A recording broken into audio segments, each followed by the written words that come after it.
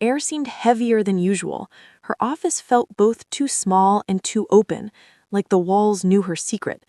She saw him across the room, his usual calm expression in place, speaking to another associate. Their eyes met briefly, just long enough for her pulse to skip. Nothing was said. Nothing needed to be. But beneath the polished professionalism of their routine, a new current had formed. Every casual interaction now carried an invisible weight.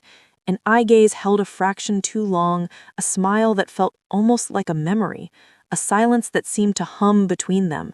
And through it all, she wrestled with herself. The battle wasn't about morality alone. It was about identity, about the woman she had been told to be, poised, obedient, respectable, and the woman waking up inside her, full of wild, unpracticed hunger for life. The duality tore at her quietly, a war she couldn't name aloud. She could feel both versions of herself tugging in different directions, one towards safety, the other towards something dangerous, but real. Late in the afternoon, she caught herself glancing at her phone again. She didn't expect a message, but some part of her hoped for one, that same steady reassurance from the night before. It didn't come. And maybe that was his kindness. He was giving her space to choose. When she returned home that evening, the city lights flickered in her windshield like reminders of everything she couldn't say. Inside, the house was once again silent, polished, beautiful, empty.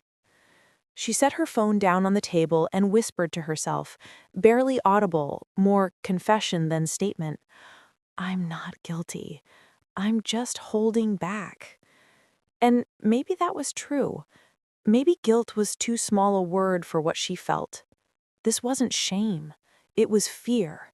The kind that comes when something inside you begins to thaw after years of cold. She stood by the window, looking out into the city's soft darkness, wondering what line she had truly crossed, the one between right and wrong, or the one between living and merely existing. Some evenings begin like any other and end with the quiet rearranging of two lives.